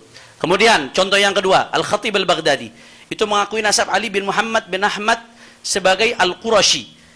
Nasabnya Ali bin Muhammad bin Sulaiman bin Mansur bin Abdullah bin Muhammad bin Mansur bin Musa bin Sa'ad bin Abdullah bin Malik bin Anas bin Abada bin Jabir bin Wahab bin Dhabbab bin Hujair bin Abd bin Ma'is atau Mu'is, mungkin ada beberapa nama-nama yang harus ditahqiq karena a'lam itu, mohon maaf saya sekali lagi kalau ada salah penyebutan, bin Amir bin Lu'ay bin Ghalib. Nah, ini diakui oleh Al-Khatib Al-Baghdadi. Padahal kalau dirunut ke atas ada kakeknya yang namanya Abdullah dan Muhammad bin Mansur itu. Abdullah dan Muhammad bin Mansur. Abdullah dan Muhammad bin Mansur. Ini nama mau dicari di kitab nasab manapun, kitab sejarah manapun, kitab tarajim manapun nggak ketemu nama ini kalau dicari. Tapi sama Khatib Baghdadi diakui. Kenapa? Karena ada syuhra istifadah. Dan perawinya thiqah, bisa diterima. Nah, ilmu nasab itu mabniun ala riwayah seperti ini. Kalau mau ditarik kitab sezaman, wah, ini apa namanya nggak akan ketemu, rungkat. Nah, tapi kenapa ulama mengakui? Karena tadi syuhra istifadah dan melalui jalur periwayatan yang bisa diterima, yang thiqah. Padahal Khatib Al-Baghdadi itu kalau ngelihat nasab yang ngawur, beliau akan tegas ngomong. Contoh seperti ada Talhah Abul Qasim Al-Ghadhi Al-Basri. Itu dia nyebutin bahwasanya ayahnya Muhammad bin Ja'far bin Tammam bin Ali bin Muttalib bin Muhammad bin Sri bin Abdullah bin Harith bin Al-Abbas bin Abdul Muttalib. Ya, wa balagani anna al-Qadhi Umar bin Abdul Wahid wa qauman Hashimiyyin min ahli al-Basra ankaru nasabahu wa za'amu annahu da'i. Ya, Khatib Al-Baghdadi ketika ngutip nasabnya Talhah Abul Qasim Al-Ghadhi Al-Basri, karena beliau melihat informasi yang menjadi pembatal nasab tersebut disampaikan sama beliau, dan itu kewajiban, nggak boleh disembunyikan.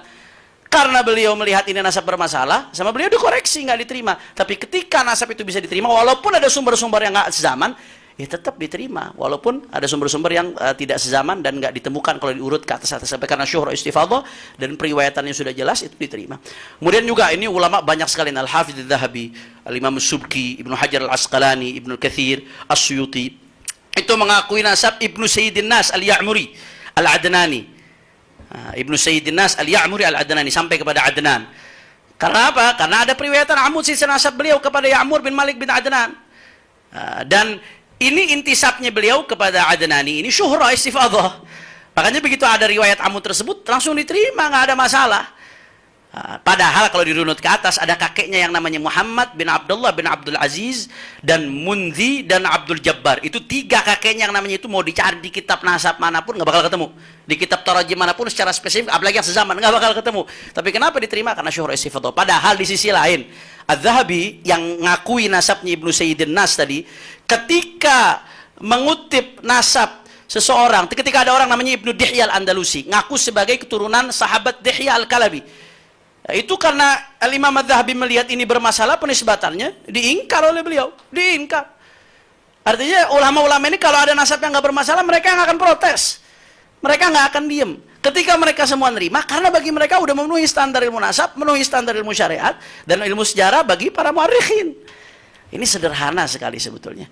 Kemudian juga Al-Hafidz Ibnu Hajar mengakui nasab Al-Imam Ibnu Khalil sebagai keturunan Sayyidina Utsman Ibnu Affan.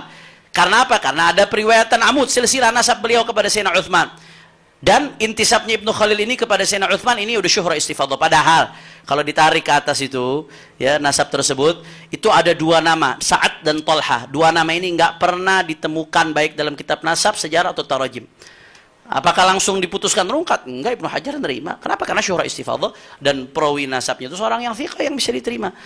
Padahal Ibnu Hajar itu ketika menemukan nasab bermasalah seperti nasabnya Abu Bakar bin Umar Al-Qumni, dalam keterangan yang lain, ketika bermasalah, Al-Hafidz Ibnu Hajar kritisi.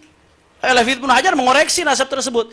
Beliau nggak diam. Ketika beliau diam, menerima, itu tanda di pandangan beliau, di mata beliau, memenuhi standar daripada ilmu nasab dan standar daripada syariah.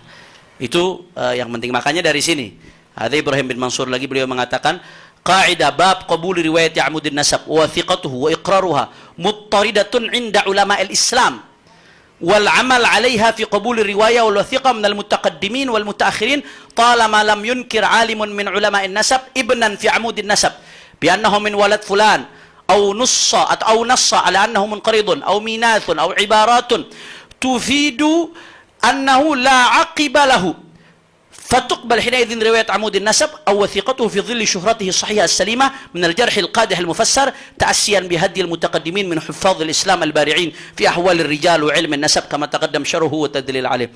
Ya, ini kaidah seperti ini sudah menjadi kaidah yang muttarid di kalangan ulama nasab. Selama syuhra istifadah, ada periwayatan yang bisa diterima walaupun nggak sezaman. Selama nggak ada ulama nasab yang ingkar. Salah satu anaknya nggak ada yang ingkar ya, bahwasanya fulan anak fulan. Kalau diingkari, itu nanti yang akan jadi catatan untuk ditinjau. Atau ada nas munqarid, atau ada nas minath, ini keturunannya perempuan, atau ada ibarat-ibarat yang menunjukkan ini nggak punya anak nih. Nah, kalau ada keterangan seperti itu nanti akan jadi bahan peninjauan. Tapi selama nggak ada keterangan seperti itu adalah kaidah muttaridah yang diamalkan oleh para ulama dari dulu. Periwayatan nasab itu diterima walaupun nggak sezaman selama ada syuhra dan istifadah. Nah, jadi kesimpulannya yang ingin saya jelaskan di sini, ya, mata rantai yang tadi dilompati itu syarat keharusan konfirmasi kitab sezaman pada setiap nama dalam silsilah nasab dan mengabaikan catatan nasabah thiqah yang tak sezaman adalah syarat yang dibuat-buat oleh imat sendiri dan bertentangan dengan metodologi para ulama. Nah, sekarang saya pengen masuk ke pembahasan yang nggak kalah penting. Apa sih dampak fatalnya pemaksaan syarat konfirmasi zaman itu? Apa dampak fatalnya? Ini konsekuensinya nggak main-main ini. Konsekuensinya nggak main-main. Kalau diwawancaranya Gus Rumel kepada Syekh Ibrahim bin Mansur, kalau mau dipaksain itu kaidah, semua nasab batal. Semua nasab batal kalau dipaksain kaidah tersebut. Ketika diwawancara sama Gus Rumel itu. Ya, kenapa? Ya karena siapa orang, ini kita nggak bicara di atas-atas saja, apalagi sampai ke bawah-bawah. Yang dicatat oleh ulama, apalagi eksternal. Keluarga siapa yang dicatat sampai sedetail itu? Harus tiap kitab sezaman ada yang nyatet. Ente kira ulama duk capil satu-satu dicatat semuanya detail. Nah, ini apa konsekuensi fatalnya? Yang pertama konsekuensi fatalnya runtuhnya adalah ulama-ulama yang mengesahkan nasab tanpa syarat kitab sezaman. Ini otomatis runtuh mereka. Karena berarti mereka sudah berani menetapkan nasab yang nggak memenuhi standar. Berarti mereka berani menetapkan nasab yang harusnya nggak tersambung dijadikan tersambung. Itu yang pertama tuh. Ulama yang segitu banyaknya yang berani mengesahkan nasab, padahal dianggap nggak ada kitab zaman, itu runtuh tuh adalahnya semua. Apakah segampang itu meruntuhkan adalah para ulama kita sehingga berani mengakui nasab yang harusnya nggak tersambung menjadi tersambung? Itu yang pertama. Yang kedua, ini kalau kita mau bahas panjang sekali ini.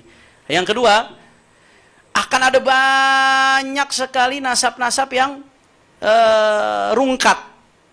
Nasab yang rungkat, saya kasih contoh. Yang pertama, ini yang sering dibawain Gus Wafi dalam ceramah-ceramahnya. Aba'u khairul khalqi hifdhuhum yajib abuhu Abdullahi Abdul Muttalib fahashimun abdu manafin wa qusay kilabun murratun faqa'bun falu'ay faghalibun fihrun famalikun yali nadrun kinanatun huzaimatul waji mudrikatun Ilyas mudarnidaru ma'adu adnanuhumul akhyaru. Nasab Nabi sampai Adnan. Nasab Nabi sampai Adnan yang menurut sebagian ulama itu wajib dihafalkan. Nah, itu kalau mau dicari kitab sezaman itu bahwasanya Ma'at anak Adnan, Nizar anak Ma'at, Mudar anak Nizar, Ilyas anak Mudar, Mudrika anak Ilyas, Huzaimah anak Mudrika, Kinana anak Huzaimah.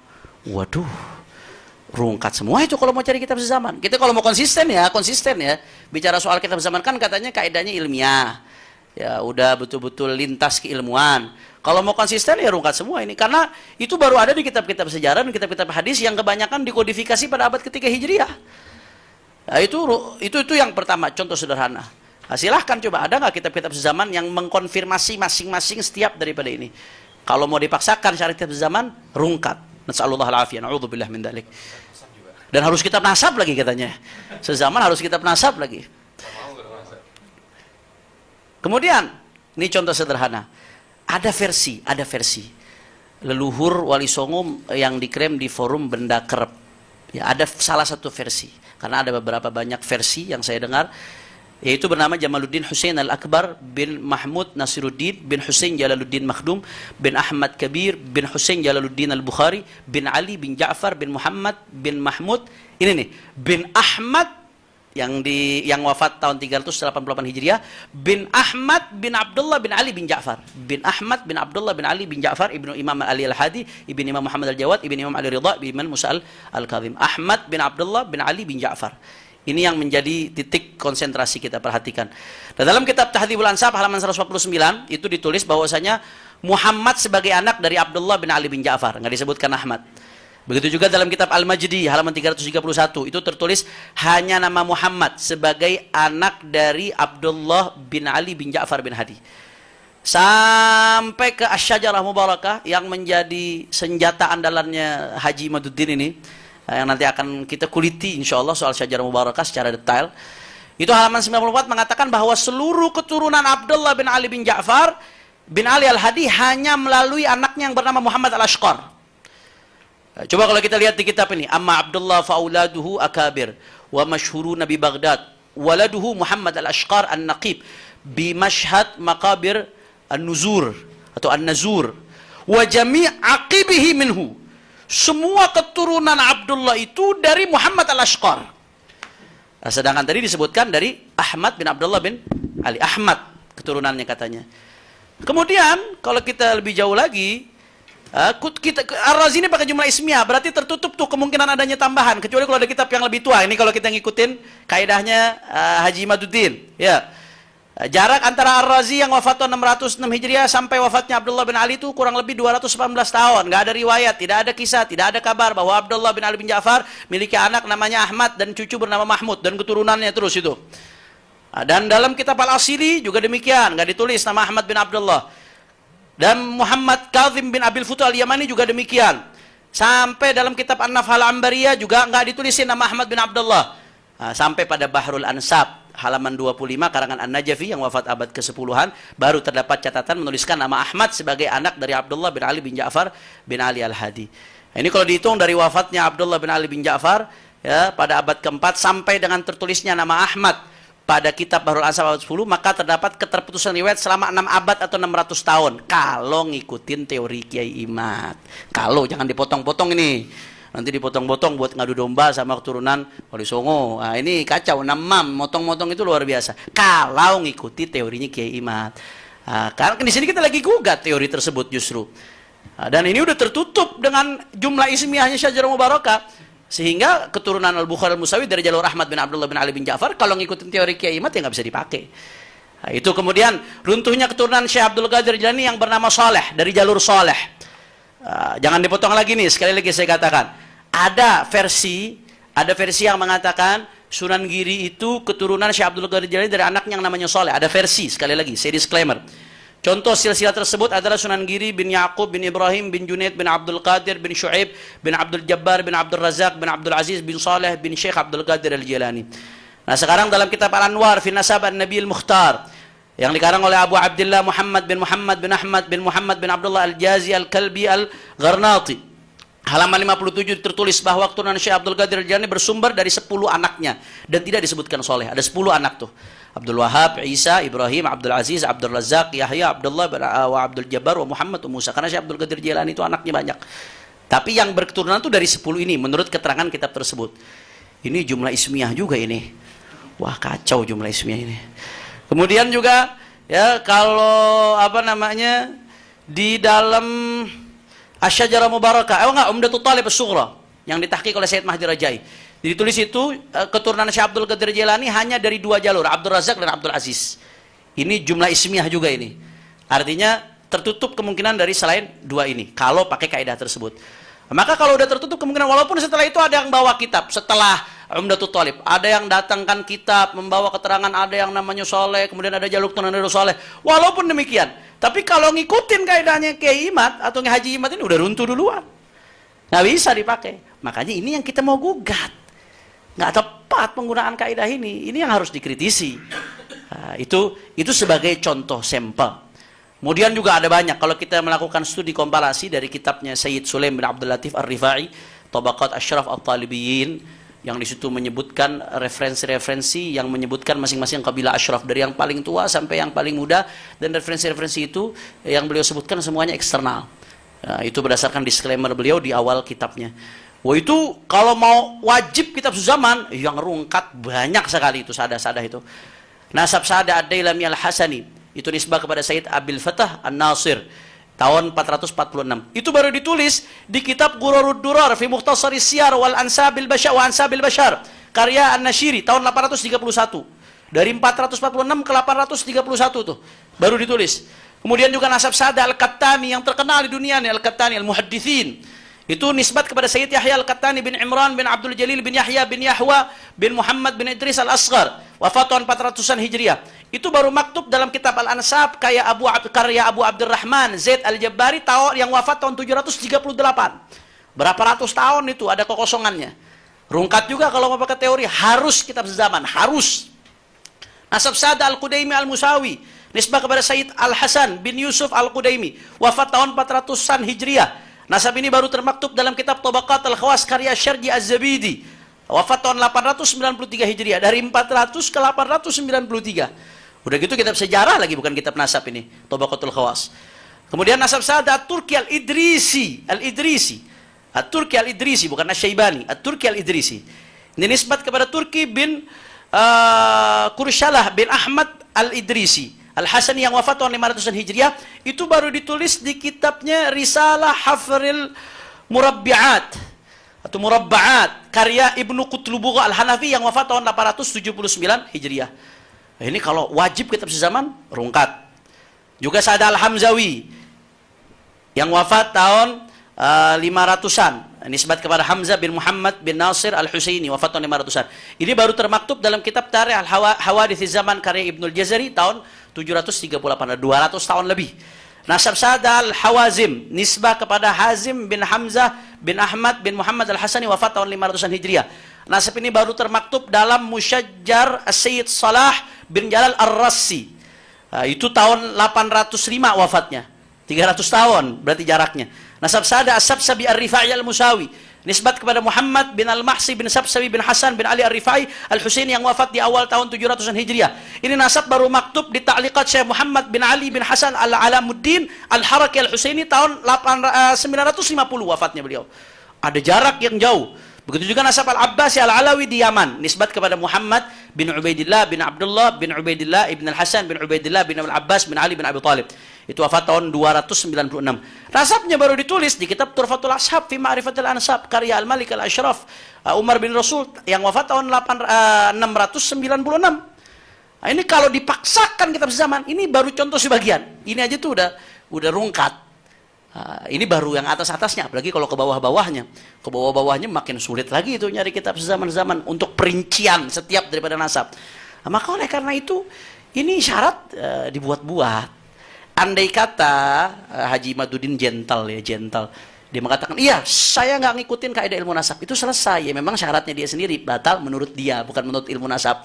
Nah, sekarang kan orang tua kita Haji Roma Irama selalu mengatakan batal berdasarkan ilmu nasab, berdasarkan penelitiannya Haji Imaduddin.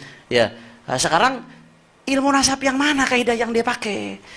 Itu pertanyaan saya. Kalau dia mengklaim batal menurut saya, ya terserah, siapapun bisa berpendapat kalau menurut saya. Nah, tapi ini sangat menurut ilmu nasab. Menurut kamu, apakah kamu ilmu nasab yang harus diikuti? Kan itu. Sayangnya dia nggak gentle. Sayangnya dia nggak gentle. Akhirnya mencari pembenaran-pembenaran dari berbagai kitab teori nasab.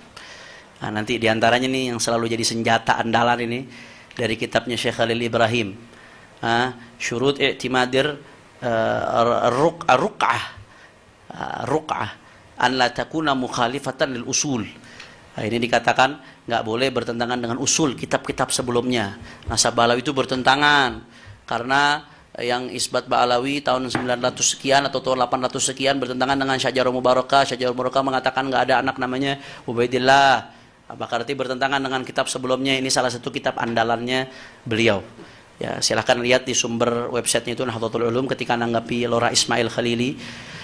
Begitu juga di antara sumber andalannya ini dari kitab Rasail fi Ilmi Al-Ansab. Tariqah Tsani Kutubun Nasabin Al-Abdal. Kitabnya para Nasabin Al-Abdal. Yang Abdal itu nanti ditafsirkan di bawahnya diambil dari halaman 193. Jadi ini tentang turuk itsbat nasab halaman 103. Tafsir tentang Al-Abdal diambil dari halaman 193. Maksudnya Abdal itu apa? Ini menurut Haji Mat, ini yang saya kutip tulisan beliau. Al-Abdal adalah mereka yang saling bergenerasi, menggantikan sebagian mereka kepada yang lain. Jadi ini harus ada di setiap generasi, cocok satu generasi dengan generasi lainnya, sehingga ini jadi dasar kitab sezaman. Ini yang dimaksud kitab sezaman atau yang mendekatinya, kata beliau seperti itu. Nah, sekarang ini apakah senjata andalan ini ampuh? Andai kata dia ngaku saya memang nggak pakai ilmu nasab, udah selesai itu. Berarti ente nggak usah bawa ilmu nasab. Nah, sekarang dia mau maksa tetap saya ini benar menurut ilmu nasab. Coba kita lihat bagaimana senjatanya. Nah, ini yang pertama. Dia salah sasaran, gagal faham antara turuk dengan syurut. Nggak ada. Turuk itu ada beberapa jalan yang tadi saya kasih analogi, mau ke Bogor, mau lewat jalan mana, itu semuanya turuk. Satu aja ente tempuh itu udah cukup. Nasab juga begitu. Satu udah cukup, pakai khotun nasabah atau pakai syurah syafat, satu aja terpenuhi itu udah cukup. Itu dalam ilmu nasab. Baik di dalam kitab Durus fi Ilmi Al-Ansab ini disebutin turuk yathbutu bi arba'i turuk. Ini dikutip dari kitab ini, tapi awalnya mungkin nggak diperhatikan sehingga jadi syarat mutlak. Kemudian juga ini dari kitab Rasail fi Ilmi Al-Ansab yang dipakai oleh Haji Imad, waqad adda ulama al-nasab khamsat tara'iq li thubutihi. Ada 5 turuk lagi turuk. Ada 5 jalan tara'iq. Tariqun, turuk, tara'iq. Jam'ul jawami', tara'iq, fa'ail. Tariqun, turuk, tara'iq. Ya, ada 5 cara, satu aja terpenuhi udah selesai. Kok jadi syarat mutlak? Dia ngutip ibarat itu untuk menguatkan pendapatnya. Syarat kitab zaman itu syarat mutlak. Ini dari mana ceritanya? Padahal ulamanya sendiri mengatakan satu terpenuhi udah selesai. Nah, jadi repot ini kalau ulama semuanya mau disalahkan, padahal membedakan antara turuk sama syurut aja agak kerepotan. Kalau syurut harus terpenuhi semua, syarat sah sholat ada sekian misalkan, harus terpenuhi semua, satu nggak terpenuhi batal. Kalau turuk nggak seperti itu, satu terpenuhi selesai. Kemudian yang kedua, ya Haji Imad penafsiran tentang Abdal diambil dari halaman yang jauh sekali tadi itu. 190 berapa itu barusan? 193. Padahal turuk itsbatun nasab dibahas di 103. Ya. Padahal kalau beliau mau turun 5 baris saja. Turun 5 baris saja tuh. Ini kan dia ngambil yang pertama nih, Kutubun Nasabin Al-Abdal. Cara penetapan nasab harus ada di kitab-kitabnya para ulama nasabin yang abdal dari generasi ke generasi. Nah, yang terus menggantikan dari generasi ke generasi, perhatikan. Nah, sehingga harus ada kitab sezaman. Padahal kalau mau turun 5 langkah aja atau 5 baris. 1, 2, 3, 4, 5. Ketemu. Nggak usah sampai 80 halaman Kiai kejauhan. 5 baris aja Kiai. Wa mata urifa khattun nasabal muhaqqiq thiqah fa innahu yu'mal bihi. Kapan didapatkan khattun nasabah, tulisan nasabah yang muhaqqiq, yang betul-betul ahli tahqiq dalam nasab, thiqah yang betul-betul punya kredibilitas, maka fa innahu yu'mal bihi, dipakai walau satu nasabah mufrad. Nanti nasabah dibilang jamak lagi, Gus. Nasabah dibilang jamak. Itu siqat mubalaghah, kayak allamah, nasabah allamah. Satu, al-muhaqqiq athika yu'mal bihi wa yakun mustadanan syari'an, itu jadi sandaran syariat. Wa alaihi al-amal fil qadim wal hadith, itu menjadi, dan ini diamalkan baik dulu atau sekarang oleh para ulama diamalkan. Bahkan di sini yang lebih menarik lagi, wa kadza al-amalu bil wijadat. Ini panjang lagi kalau kita mau bahas nih. Intinya beliau ngutip secara sepotong, hanya yang sesuai kebutuhan untuk membenarkan pemikiran itu doang yang dikutip. Sisanya beberapa baris kemudiannya nggak dikutip, malah lompat ke halaman sekian padahal nggak sesuai dengan maksudnya. Kemudian lagi-lagi ngutipnya secara sepotong. Entah baca kitabnya nggak hatam, entah ada yang nunjukin di halaman ini kiai, mungkin seperti itu. Jadi cuma di halaman itu doang dibacanya.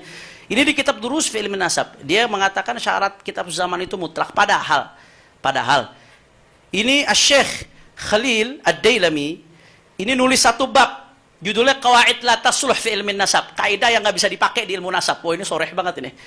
Apa aja kaidahnya? Di antaranya satu, nih, muhawalatan naili min sihhatin intisabi ayati qabilatin ila asliha alladhi tantasibu ilaihi bihujjati jahli usuliha min qibalil katib ma huwa illa wasilatun min wasaili tajzi'ah wa tafriqah wa ijad manafid li dha'dha'atil kiyan al-arabi alladhi yajma'u shamla al-ummah bi ahadi wasailil quwa ala wa huwa silatun nasab walau sahha qabulu at-ta'ni fi asli kulli qabilatin i'timadan ala man yujhal asluha أو على من يجهل أصلها أو من كانت بينه وبينها عداوة لم تسلم قبيلة واحدة من الطعن. Ini kaidah ini dilompat, ini kaidah yang nggak boleh dipakai dalam ilmu nasab. Apa? Ya, membatalkan nasab atau nyerang nasab atau nyerang keabsahan sebuah nasab, sebuah kabilah dengan hujah apa? Jahli usuliha min qibalil khatib, karena dia nggak tahu ini kakeknya yang ini disebutin di kitab mana. Nggak ada kitab yang menyebutkan. Ada jahal. Gara-gara ini nyerang nasab orang, ini termasuk kaidah yang nggak boleh dilakukan dalam ilmu nasab. Kenapa? Ini adalah cara untuk mecah belah umat, tafriqah wa tajziyah, untuk mecah belah umat. Karena kalau cara ini dipakai, lau sahha qabulu ta'n fi asli qabilah, kalau bisa diterima itu ta'n, nyerang nasab terhadap asal usul nasabnya, njitnya yang atas diserang langsung karena nggak tahu sumbernya di mana, i'timadan ala man yajhal aslaha, karena nggak tahu, atau man kanat bainahu bainaha adawah, atau karena kita ada musuhan sama orang nggak suka, salah satu njitnya dito'an sehingga nasabnya runtuh semua. Apa kata beliau yang pengalaman neliti di bidang nasab? Lam taslam qabilatun wahidah min at-ta'an. Enggak ada satupun kabilah yang selamat dari ta'an. Tidak ada satupun kabilah yang selamat dari ta'an kalau kaidah ini mau dipakai. Sayangnya di kitab ini beliau berusaha ngambil ibarat untuk menguatkan syarat kitab zaman. Di kitab ini pula ibarat ini beliau lompati. Sayang sekali. Ini nanti pembahasan khianat ilmiah masuk juga ini sebetulnya ini. Nah, peneliti itu ya bisa salah, tapi kalau berkhianat nggak boleh, itu aib buat peneliti. Melompati apa yang harusnya disampaikan itu aib sekali buat peneliti. Yang ke-10, ini kaidah yang ke-10 ini lebih spesifik, at-ta'nu fi nasabi ba'dil qabail bihujja anna jaddahum alladhi yartabituna bihi lam tudhkar lahu kutubul ansab aw lam tadhkur lahu kutubul ansabi. Aqib. Lam tadhkur lahu kutubun nasab aqib. Falaisa kullu man lam tadhkur lahu kutubul ansabi dzurriyatan laisa bimu'aqib atau laisa bimu'aqib. Ya. Menyerang satu nasab qabilah dengan hujah apa? Kakeknya yang paling atas enggak disebutin dalam kitab nasab. Nah, ini termasuk kaidah yang enggak sah. Ubaidillah bin Ahmad enggak disebutin dalam kitab sezaman. Ini kata beliau termasuk qawaid la tasluh fil ilmu ansab yang enggak layak dipakai. Lagi-lagi beliau lompati, padahal ngambil ibarat untuk menjustifikasi syarat zaman dari kitab ini, tapi ininya dilompati. Kemudian nggak sampai di situ, yang lebih menyedihkan lagi, inilah pentingnya penelitian tuh nanya ahli di sini, apalagi nanya muallif kalau masih hidup. Pemahaman beliau itu dibantah sendiri oleh muallifnya. Khalil bin Ibrahim ini, Dailami, ini beliau satu mengakui nasab Ba'alawi, nggak meragukan sama sekali, sebagaimana Lora Khalil Ismail hafizahullah wa nafa'ana bihi fid darain, Allah yutawil umru fi afiyah. Komunikasi langsung tuh. Ternyata muallifnya mengakui nggak ada masalah. Itu satu, dibantah sendiri oleh mu'allif. Yang kedua, dia mengatakan usul di sini kitab-kitab sebelumnya. Padahal, jadi yang di Burghah Mashiga atau di An-Nafhal Ambariyah nggak boleh bertentangan dengan sebelumnya dalam ini Syajarah Mubarakah. Usul itu kitab sebelumnya. Padahal makna usul itu bukan seperti itu. Mu'allifnya sendiri menjelaskan usul hiya matammal ittifaqu alaihi wa tasalama alaihi ahlun nasab. Usul itu adalah ya yang disepakati oleh seluruh ahlun nasab, asal usul yang disepakati oleh seluruh ahlun nasab. Nah, di dalam kitab ini juga sebetulnya kalau Haji Imad mau buka halaman berikutnya aja yang dimaksud usul itu dijelaskan. Ada mukhalafat usul. Apa yang maksudnya al-usul an-nasabiyyah al-mu'tamadah ladal jami'? Asal usul nasab yang disepakati, yang dijadikan i'timad oleh semua ulama. Contoh, di sini dikasih contoh oleh mu'alif nih. Sayyidina Abu Bakar Siddiq itu mansub ke Bani Taim ibn Murrah, akhu Ka'ab ibn Murrah, jaddu Rasulullah sallallahu alaihi wasallam. Nah, ini musallam ini semua ulama nasab sepakat, nggak ada masalah. Kalau tahu-tahu ada kitab menisbatkan Sayyidina Abu Bakar ya ke Bani Tamim, ya ini nggak dipakai. Karena kenapa? Karena bertentangan dengan usul mu'tamadah. Kayak contoh, ini yang sering dipakai juga nih sama Haji Imad. Nanti akan Ustaz Muhaimin Bahiruddin akan menjelaskan. At-Tabariyah itu yang katanya syuhur hadithah. Itu kenapa salah satu alasannya dianggap syuhur hadithah? Karena begitu diurut, ada catatan di kemudian hari, beliau anak dari Abdul Wahid ya. Abdul Wahid bin Husain bin Ali bin Abi Thalib. Nah, sedangkan semua ulama minal usulil musallamah yang punya keturunan itu anak Sayyidina Husain bin Ali hanya Ali Zainal Abidin. Itu ijma, itu sepakat. Nggak ada keturunan Sayyidina Husain selain dari Ali Zainal Abidin. Tahu-tahu kok ini ada amudun nasab ngaku keturunan Sayyidina Husain dari anak namanya Abdul Wahid. Ini mukhalif lil usulil mu'tamadah namanya. Nah, ini baru yang mukhalif lil usul mu'tamadah, makanya dibatalin sama ulama. Dianggap syuhur haditsah. Nah, kalau Bahalawi yang mana? Anda nganggap Syajarul Mubarakah sebagai usul mu'tamadah. Syajarul Mubarakah, apa yang dituliskan itu sebagai usul mu'tamadah, al-muttafaq alaih. Kan nggak nyambung seperti itu, nggak masuk. Walaupun nanti kita akan bahas apakah ada referensi otoritatif yang menafikan nasab Bahalawi atau apakah ada yang menafikan Ubaidillah sebagai Ahmad bin Isa. Jawaban kami nggak ada. Sama sekali tidak ada yang bisa menghadirkan ada referensi yang menafikan Ubaidillah sebagai anak Ahmad bin Isa. Nggak ada. Kalau nggak menyebutkan, iya, tapi nanti teorinya akan dijelaskan. Tapi Haji Imad mengatakan, ada Syajarah Mubarakah itu hasar, dilalah qat'iyah alal hasar. Itu menunjukkan secara pasti, tidak mungkin tidak. Itu menunjukkan anaknya Ahmad bin Isa nggak ada yang namanya Ubaidillah atau Abdullah. Yang ada adalah Ali, Husain sama Muhammad. Itu ibarat Syajarah Mubarakah. Apakah benar demikian? Nanti kita akan preteli satu persatu. Bahasa Betawi lagi keluar nih moderator. Al-afwannya dari kecil sih di Betawi gede. Preteli satu persatu insyaallah. Ya, itu yang pertama. Jadi di sini kami menegaskan syarat harus mutlak ada kitab sezaman. Kalau nggak ada kitab sezaman berarti nasabnya nggak sah. Itu syarat yang mengada-ngada. Nasab Ba'alawi sah karena sudah tertulis oleh nasabah. Bukan hanya nasabah, banyak sekali nasabah. Bahkan juga divalidasi oleh para ahli sejarah, divalidasi oleh lain-lainnya. Ini ada beberapa lagi yang sebetulnya sangat signifikan ini. Saya bahas secara singkat saja mungkin ya, supaya bisa pindah karena ini moderator, saya izin moderator. Iya, karena memang ini tadi ada sebenarnya masukan dari beberapa kawan ya, kok lama sekali katanya 20 menit. Saya menginformasikan kepada sahabat-sahabat ini karena kemudian satu arah, maka memang diberikan waktu oleh panitia untuk bisa lebih panjang. 20 menit itu 20 kalau menit, diskusi. 20 menit, tapi memang Saudara Hanif itu sudah lebih dari 1 jam. Wah, nggak berasa ya. Maka sepertinya kita tunda dulu Ya. karena memang mau istirahat sepertinya begitu. Tapi yang bisa saya garis bawahi seperti ini, dan saya coba sedikit saya perdalam begitu ya, Saudara Hanif. Apakah kemudian tim peneliti Ba'alawi ini menyatakan bahwa memang tidak ada kitab sezaman yang berbicara soal ini Ubaidillah? Itu nanti akan dibahas. Baik, tapi akan membahas ketika bicara klaim bahwasanya terputus 550 tahun. Itu akan dibahas. Tapi yang jelas boleh yang tidak saya kemudian tanya, ada tidaknya? Jadi pengakuan bahwa ada tidak kitab sezaman yang berbicara soal itu?